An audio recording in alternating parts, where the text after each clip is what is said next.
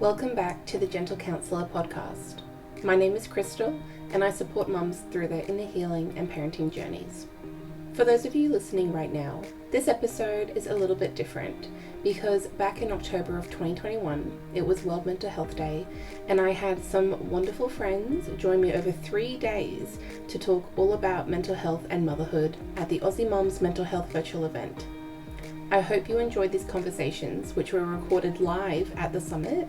I'm also thrilled to let you know that we will be returning in 2022 and plan on making it even bigger and better. It may or may not involve a retreat. Wherever you are right now, I hope these episodes find you when you truly need it. I would love to hear your feedback on these chats, so make sure you're connected with me on social media at The Gentle Counsellor.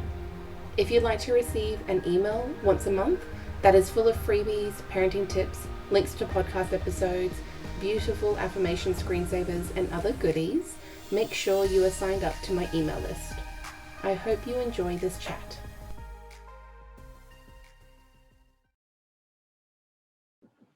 Hello everyone and welcome back to the Aussie Mums Mental Health virtual event. So excited to be talking with you all again today, and I'm joined with Jacquie from the Brave Space, and we're going to be talking all about supporting highly sensitive kids. Now, if you're here with us live, say hello in the comments so that we can see that you're here with us. If you have any of your own questions, please feel free to put them in the comments and we'll answer them if we can.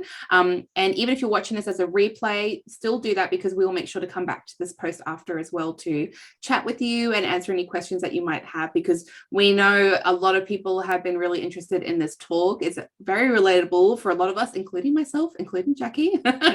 So let's get into it. Jacquie, welcome. Do you want to tell us all a bit about what you do and why you do it? Yeah, sure. Hi, Crystal.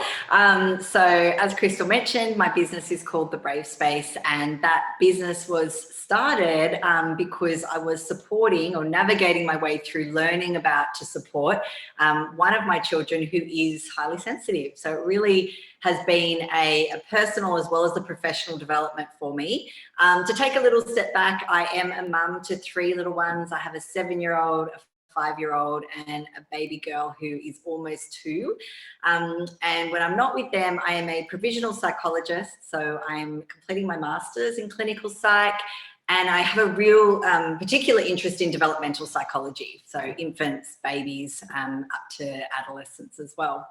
So awesome. And Jacquie, I can't believe, how was she 2? Because Jacquie and I connected when she was pregnant. So like that's crazy to me. I do not accept that's happened yet. I know. It's nuts. Gosh, that happens so quick, doesn't it? But I love that about this community we have here, is that we've all been together for so long now that we're like seeing everyone's like family grow and all the kids grow up, and it's just so adorable. It's lovely. So let's start off by talking about what does it mean to be highly sensitive, and for anyone watching who maybe is just being introduced to this, how would they know if their child is highly sensitive? Yeah, great. So I love this topic so much because I think we'll have a chat about what it means, but understanding this is really like it opens doors to a totally different path in your parenting, in your relationship with your child, if you or your child is highly sensitive. So understanding this content is so powerful, and I guess why it's pretty much my favorite thing to talk about in this space, because so often highly sensitive children are misunderstood, and that leads to misdiagnoses, incorrect labeling, which then leads to incorrect, potentially incorrect treatment modalities and things. Whereas if we have stepped back and understand what high sensitivity truly is, it can really, as I said, change the entire trajectory. So what is high sensitivity? At its core, I suppose, most basic level, it's actually a biological trait. So it's not something that we develop as we grow, or that we can, step into as such. It's a biological trait that's there in our genetics. So it can be inherited. We can pass it on to our own kids, much like we can have blue eyes or be tall or be, extroverted. Sensitivity is a biological trait like that. I think what's really important to note is that it is not a mental illness or a disorder. It's this trait that basically means that our nervous systems are really, really finely tuned. Yeah. So people that are highly sensitive and children that are highly sensitive will typically have a tendency to become very overstimulated or overwhelmed in loud or noisy environments. As well as that, they typically possess very, very high levels of empathy. They're very intuitive. These are the children that sort of can often appear wise sort of beyond their years, or sometimes parents say to me, it's like she's psychic, you know, she just knows. So they've got that beautiful element as well, and a real sensitivity to subtleties. So these will be the children that notice if you are wearing a different perfume, for example, or if they go to preschool and the room's been changed around. Equally, what can make it challenging for us as parents is they are the children that will pick up in subtleties of our own as well. So if you are having an off day yourself as a parent, or you're in a bit of a mood or a funk, they will definitely pick up on that as well.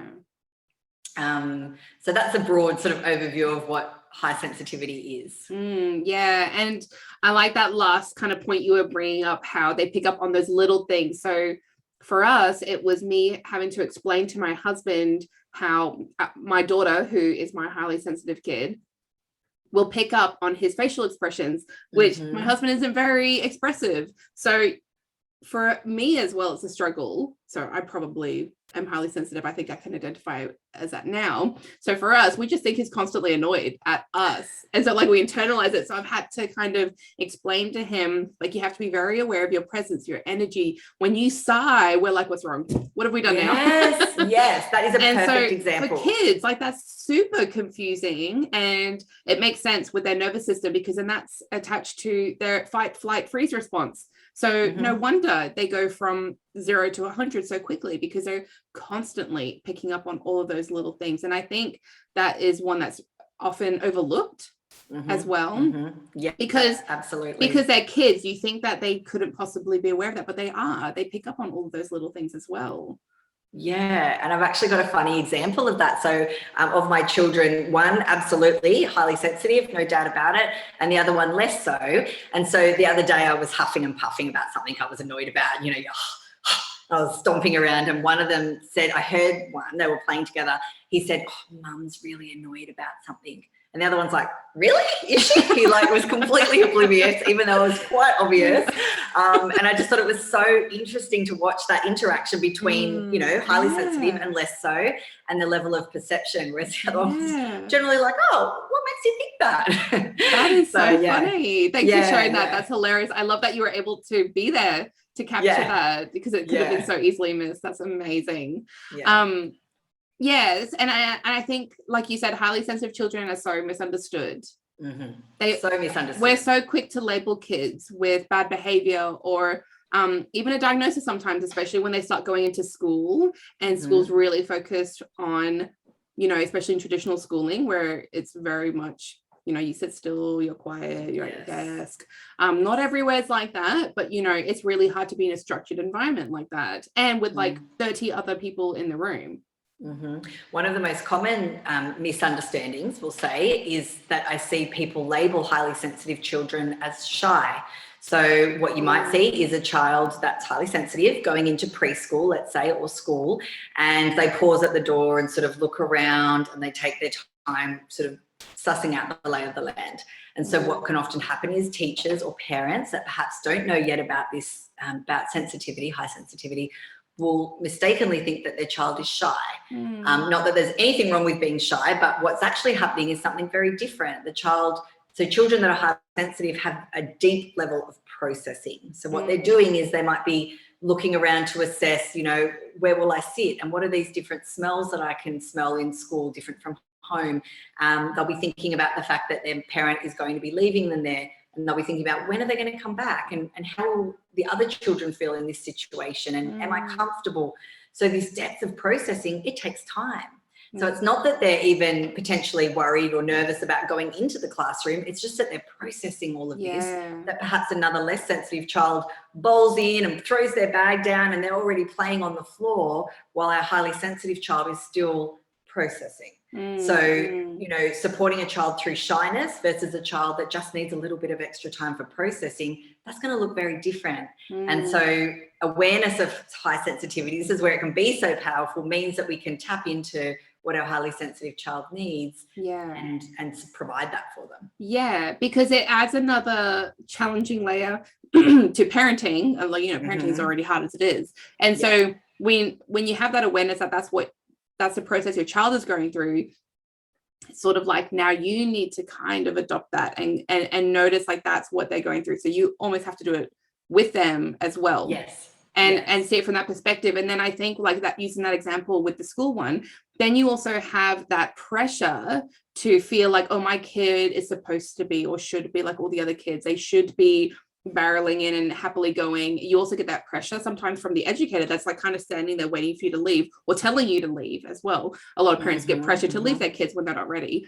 So then you're kind of dealing with that. You're dealing with like, I'm picking up on something, I'm uncomfortable. I'm trying to think about what's going on with my kid. I'm having this awkward adult interaction with this other adult. I'm comparing my child now to, oh my gosh, that's what that other kid's doing. Maybe you've like never seen a kid do that because you're used to yours, you know, like there's all of these things going on.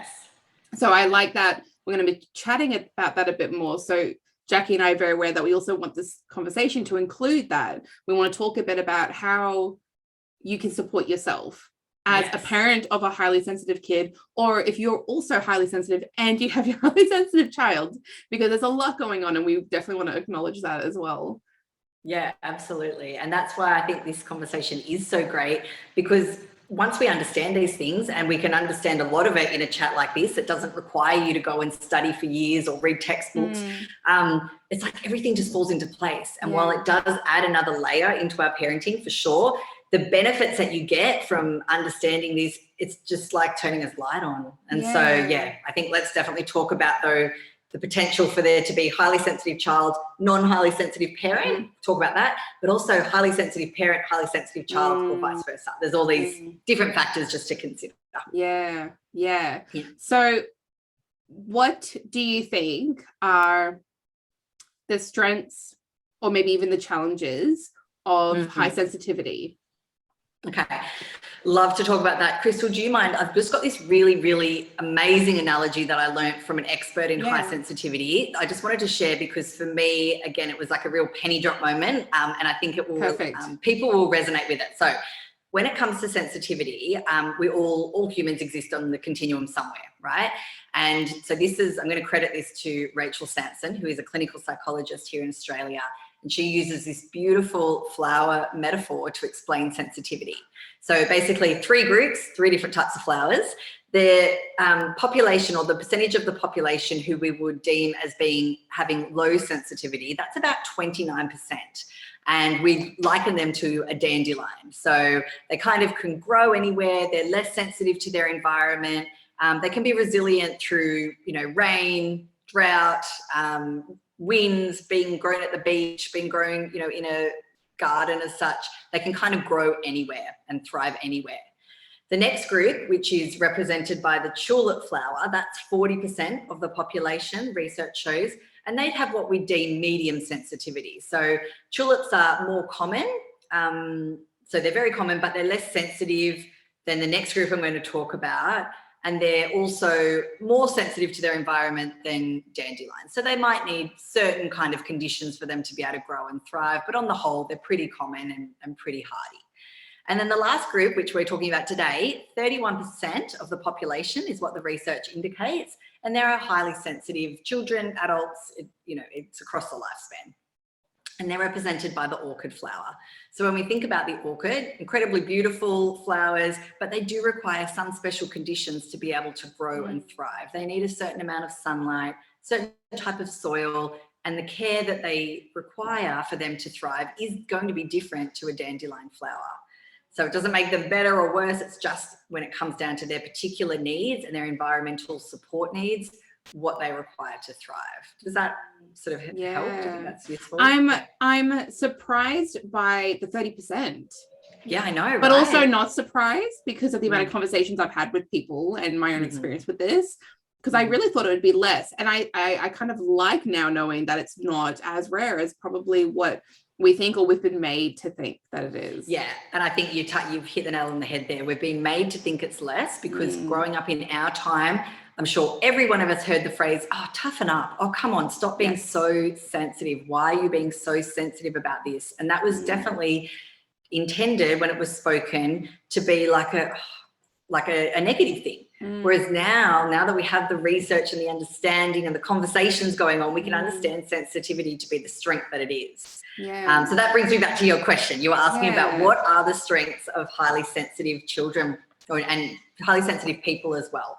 There's a lot. So highly sensitive children, generally speaking, are incredibly creative. They have these really rich, vibrant imaginations. So often you will notice highly sensitive kids are the ones that can really get lost in imaginative play, that come up with really elaborate games that they make up, and really enjoy that kind of creative imaginary play. So they grow into being adults that have really inventive thought processes. So they're the inventors, the entrepreneurs, the innovators. That's essentially the path that many of them follow if they are given the correct support. Highly sensitive people, as I mentioned before, have incredible amounts of empathy when it comes to other individuals. So they, again, are healers and empaths and connectors. You know, they generally don't enjoy social situations that are full of small talk, you know, or just surface level interactions. Feel like you're calling me out here. Hey, Crystal.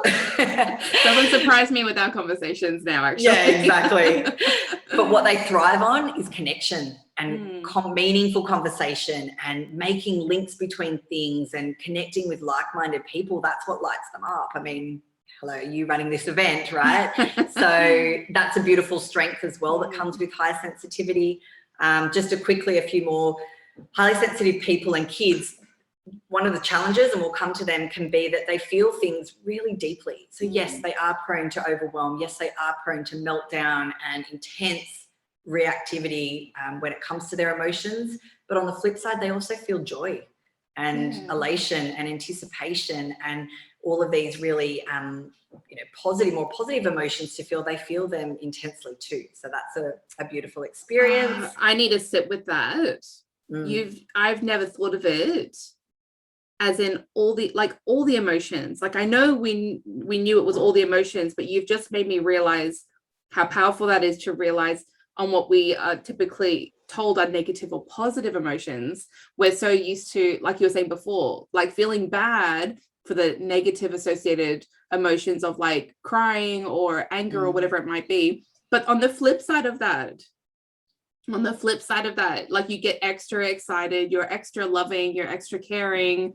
And I'm gonna need to sit with that later, not now because we're still doing this, but I'm really glad you brought that up, because you've just made me kind of realize that. And that's a beautiful thing when you think of it that way. So I love how you're talking about the strengths, especially for some of us that are older, like, so we're adults now, we still have that like wounded inner child in us that was told all those things. So it's really nice to acknowledge that as strengths and gifts to us as well.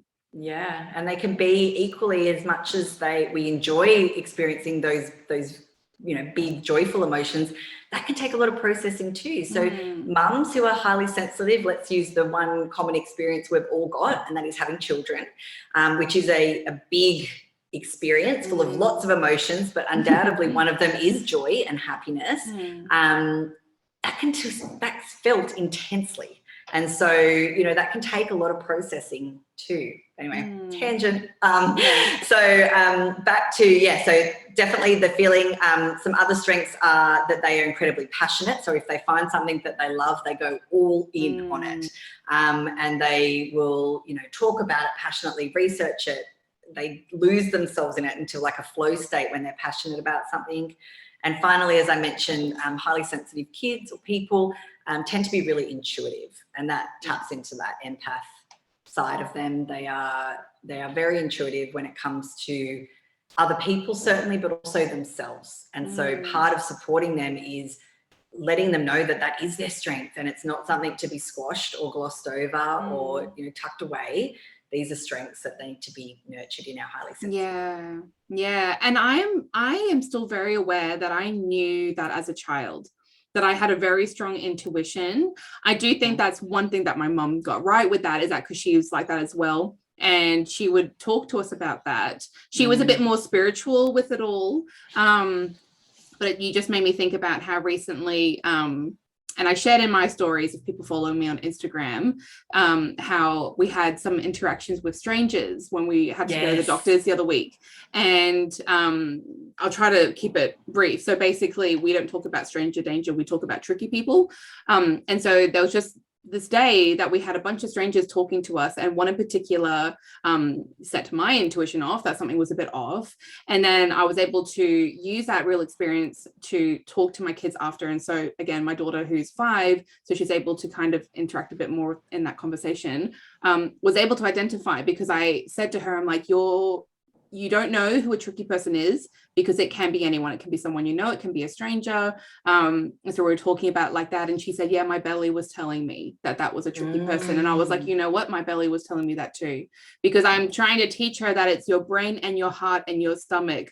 And for kids, that's the best way I could think to explain it. For adults, you know, when you get like that pull inside you, like deep in your chest, or you get that butterfly feeling, whatever it might be, or even because you are aware, then again, you're able to use your brain to kind of, you know, decipher what's going on.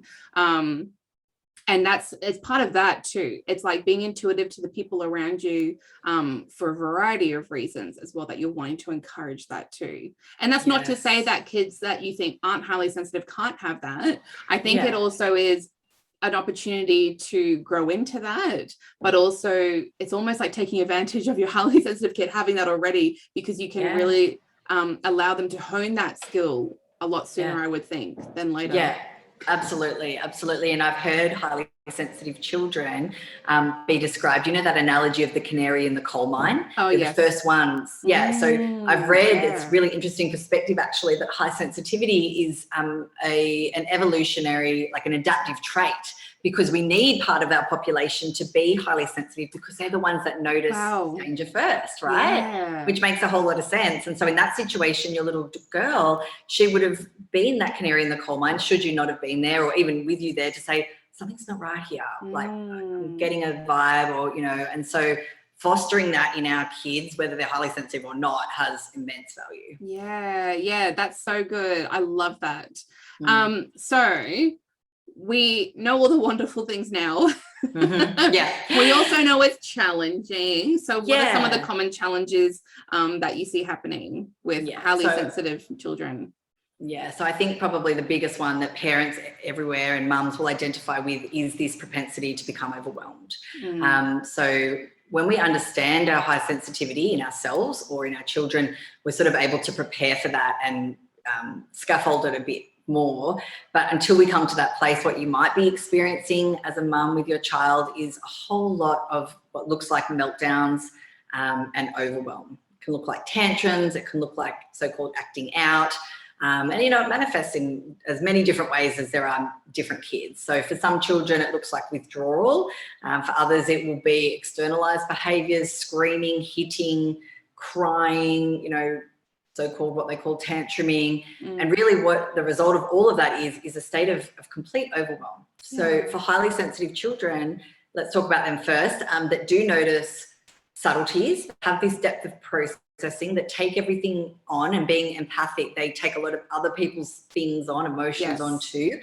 That experience is incredibly overwhelming. So in their early years, while they're still learning to self-regulate, they're still learning about themselves, about how the world works, you know, all of these developmental tasks, it's a tall order to expect that they're going to be well-regulated all the time. So highly sensitive children... We're not well-regulated all the time, and we're adults. Me huffing and puffing and stomping around the house the other day. So yeah, I think it's just something to be aware of, that these children are going to need more support, and they are going to need us as their parents to put up barriers to protect them and to preserve their energy, to teach them about what it means to be highly sensitive, you know, at a developmentally appropriate time and stage, for sure. But then also we need to factor in, if we are highly sensitive as parents, the noise, like let's talk about the noise of parenthood. The mess, the need to be on constantly. You know, I even feel like myself, there's part of me that's still on when I'm sleeping because I'm listening out for them, or, you know, I'm the parent that wakes up when they cry. That's a lot too. So I think that propensity to become overwhelmed can be the biggest challenge of being highly sensitive, but the good news is there's things we can do about it. Yeah. And I don't think I realized how highly sensitive I was until I became a mum as well. And probably part of that is because of it being squashed for so long, because you're just told that there's something wrong with how upset or how empathic you were or whatever it might be. But it was also because that level of noise, and then having a highly sensitive kid, and my daughter's a screamer, and will go from 0 to 100 in the tears as well. And so that's a lot too. And when you're also already unpacking a lot of your own triggers as a parent, like when you already find certain things hard in that for a variety of reasons as well, which is more of the work that I explore with my clients. And circle security parenting is like the perfect course if anyone's interested in kind of getting into the nitty-gritty of that kind of stuff. That's really eye-opening as well. But the noise and the mess and the constant, like everything is never ending. You know, there's no moments to stop, no moments to breathe. Really, there's always something to do. And when you're in that constant state, and I always use the like volcano analogy, you know, if you think about bubbling up, it's like noise, mess, screaming, work, everything else that we have to deal with as an adult, everything that life throws you anyway, and you're constantly at that bubbling surface, then it seems like seemingly small things can then set you off, and then you like explode and overflow. And that's a big challenge in itself too. But just like how we experience that, our kids experience that. So you got two bubbling volcanoes and you're both triggering each other and setting each other off. So it makes sense. Like I want people to know, like it makes sense that it's hard. It makes sense that sometimes we're going to have imperfect moments and we're going to be reactive because it's really hard. It's really hard, especially like we were saying, if you are also that highly sensitive with your highly sensitive child. It's really tricky to manage. Exactly. And then we've got other things like the pandemic that we're in. So how has the pandemic, especially for you, because I know for you, you've been in much worse conditions compared to how I am in Queensland with you experiencing lockdowns and things. So how have you found that?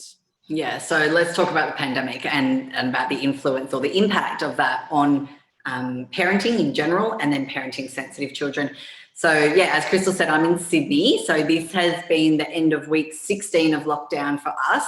As we record this, it is Sunday, and tomorrow restrictions are lifting and we will be allowed back out. And there's a whole lot of rules around things, but the restrictions are lifting essentially. So that meant kids haven't been at school. We've been homeschooling. My little one's preschool has been closed. And there's just, you know, I know so many parents globally have had similar kind of experiences of lockdown or reduced social contact, and the impact has been huge. Let's just say that from the outset. No matter how long or short you've been in lockdown, we have all been impacted by this. So the pandemic has presented challenges for families, I suppose, all over the world.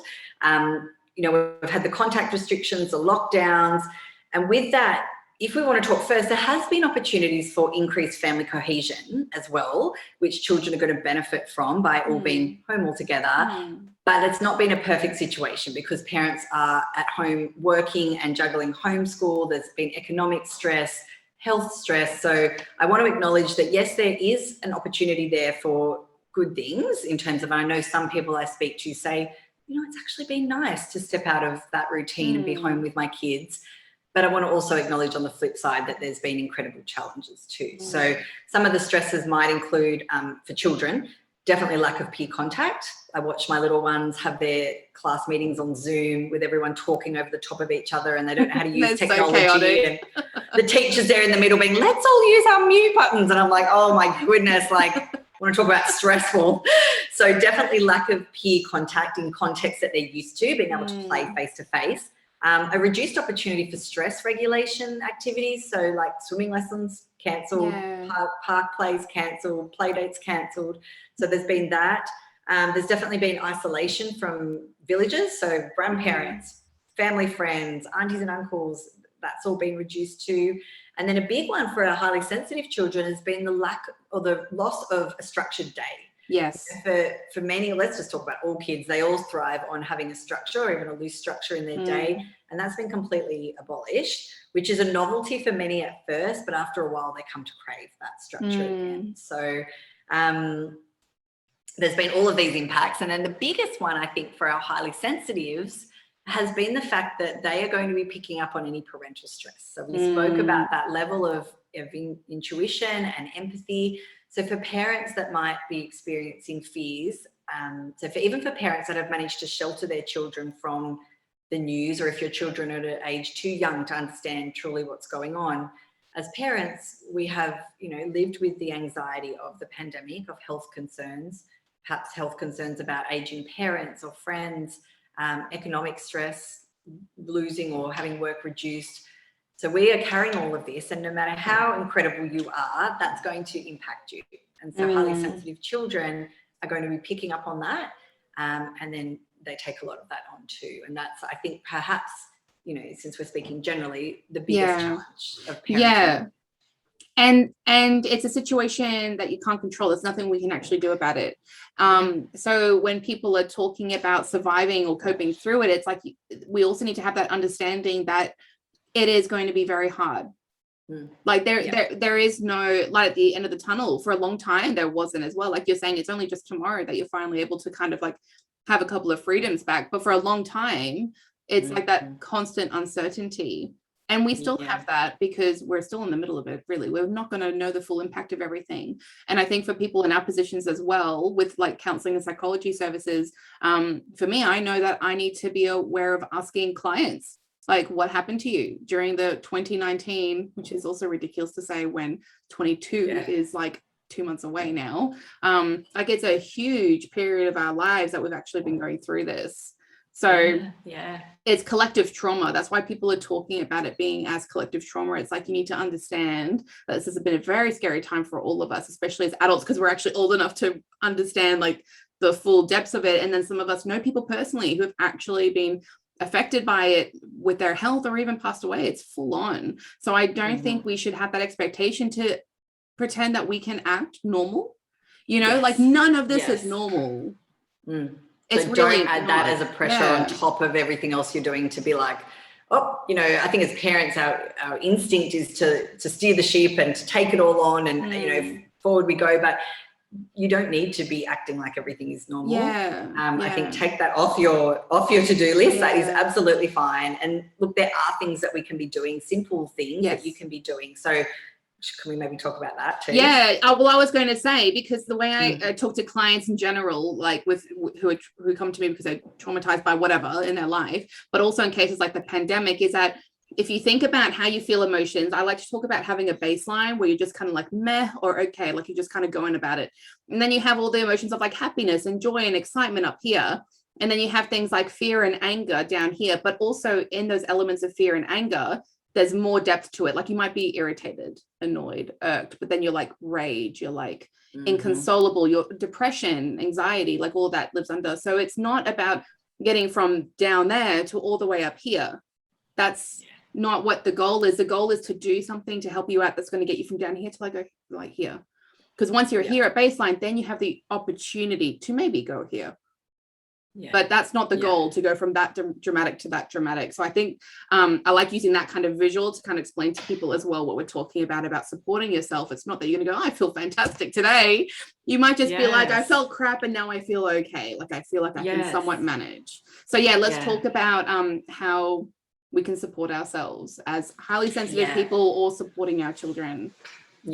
So I've sort of tied these. I've got, what have I got? Four suggestions for things that you can be doing for yourself, for your children in the home that are going to make those incremental differences. And like Crystal said, the goal is not to be, functioning it's great if you are, but if you are thriving, if thriving is the goal, I think we need to be a little bit more realistic for our children and know that to get to thriving, it's probably going to take time, and it's going to take time for the pandemic to roll out as it will. And so let's just look at things that we can be doing to make incremental improvements for us and them. So the first one is tied to the fact that we talked about highly sensitive kids and people feel things so deeply. Children, given that they are so young and still learning to identify what they're feeling, some of them won't even be at the stage where they can say, I'm feeling anxious or I'm feeling overwhelmed. This is a confusing time because we've got to remember they lack the life experience we have to know that this will pass. Yes. So for them, it might feel like this is just life now. So they don't have that experience that we have. So my suggestion is to remember that and this taps into what you just said, Crystal, we don't need to be there to offer all the solutions to them. We just need to be there to listen. So a big part of feeling things deeply is the fact that we aren't always looking for them to be solved. We need to promote and we need to talk them through. So remember that your role for them is listening and letting them, holding space for their big feelings and big emotions and their messiness, and letting them just feel all of that from a place of just being like, that's okay that you feel like that. I understand that you feel like that, because many of us do too. And I'm big enough and strong enough and love you enough to let you feel all of that and give you space to do that. So that would be my first suggestion. And I guess the thing is, if you're an adult and you're feeling all of these things too, is to to seek that opportunity for yourself. So if it's in your partner, if it's in a professional, wherever it may be that you need to get it, know that that's a real need to be heard and to be able to work through all of this. So that's something worth exploring too. Yeah. There's a lot of support services out there as well. I will make sure to actually add that to the comment box, like Lifeline and all those free services that you have, as well as reaching out to Jacquie or myself if you want more of a professional level, or we can always refer on to other services. So just for anyone who's watching in Australia, Jacquie and I always recommend you go and speak to your GP, because you can get a mental health care plan that gives you Medicare rebated sessions to see a psychologist. So that can be super helpful. In saying that, unfortunately, we have huge wait lists at the moment. So I think it's also okay to look for alternatives, to look at like counselors. There's a lot of counselors with availability, which is a whole other conversation to get into the psychology-based counseling space. But I just wanted to make that point that there are people out there, sometimes it just takes a bit to find who you're wanting to talk to as well. But yes, Chrissy is also just acknowledging the need to feel heard. That is so true. And I love how you explain this. Loving this and taking so many notes. Good. Yeah. So back to strategies. So my second one is we've talked about how highly sensitives are typically very intuitive and perceptive to others' emotional states. So given that we know the pandemic is full of emotional states of the whole spectrum of human emotion at the moment, is we need to be conscious that our children absorb the energy of this as well, our highly sensitive children, or apply it to yourself as highly sensitive. And so it can be exhausting. And I think the strategy we need to employ for this is to be conscious of the conversations we are having around our children, be conscious of what they are, their consumption of news, of anything around them that could be, they're catching snippets of it because they are always absorbing it, and they're creating meaning for that in their own head. So while we know that the daily, Gladys, our Premier, used to do the daily tally, right? And so it was a conscious decision for me not to have that daily update of cases on, because, hearing numbers like that and hearing the doom and gloom around it is overwhelming for me, and let alone for a child. So we need to be very conscious and to be teaching them by modeling the best way to do it, about boundaries and about looking after ourselves and our consumption as well. Yeah, that's excellent. I love that. Yeah. The third one is the fact that we've talked about the tendency to become overwhelmed. What we need to be doing again is teaching or supporting, scaffolding our children to set up a ritual or set up to learn strategies for themselves when they do feel like that. Because it's sort of an inevitable thing that there are going to be times when highly sensitives become overwhelmed. And so we need to have this toolkit, and we can develop it for our children while they're still young. Toolkit of things, strategies, things that we can go to when we feel like that. So things like, from, really simple strategies like a body scan, breathing exercises, but then, mindfulness, sensory play for children can be another really good one. Yeah. So by learning what our triggers are and matching the support strategies to it, that can be really powerful too. Yeah, having sensory play is really underrated, actually. I don't think people realize that sensory includes self-regulation. Mm-hmm. It's actually really important for especially highly sensitive kids to have that. And children learn through play, and also just like our form of therapy is like talking to people, children's form of therapy is more playing. So that's a great opportunity for them as well to process things or just to relax. Yeah, absolutely. Like a tray of sand, or even just like super simple. It doesn't need to be elaborate. Set up little buckets of water and like pouring and scooping water. Super relaxing. I've done that so many times. I just chuck a towel down and I'm like, go for it. Or I'll put soap and bubbles and they just think it's great. And I'm like, whatever, entertainment for a little bit. Amazing. Yeah, exactly. Doesn't need to be complicated. Yeah, definitely. And then the last thing I wanted just to mention was the fact, and this is a bit of a strategy, is the fact that some cultural messaging that's really persistent and continues to persist, even though there's a lot of, going against this now, but it's still there. And you'll hear it particularly from some generations, older generations, there's still this messaging there that high sensitivity is a weakness. So hopefully our conversation today has illuminated the fact that it is absolutely not. So just being conscious of conversations and the way we talk about sensitivity in our homes, painting it to be the superpower that it can be when we're with our children, with ourselves, the compassion we need to show ourselves and self-awareness if this presents.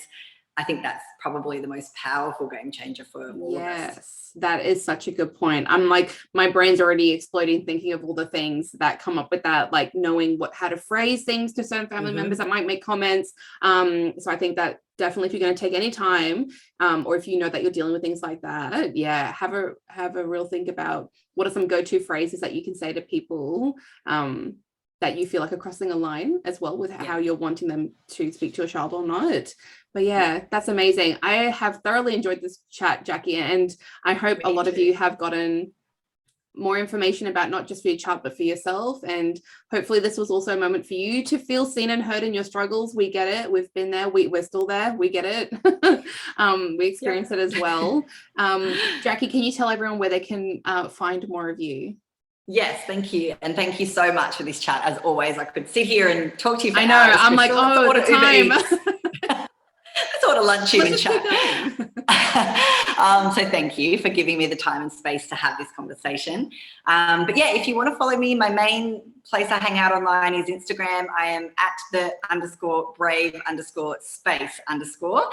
My website is thebravespace.com.au. And also I would love if this interests you, this conversation resonates, join me in my free Facebook group, which is the Brave Space Mama Huddle. So we can chat more there. Yeah, love it so much. Thanks, Jacquie, for taking the time to chat with us today. Thanks, Crystal. Bye.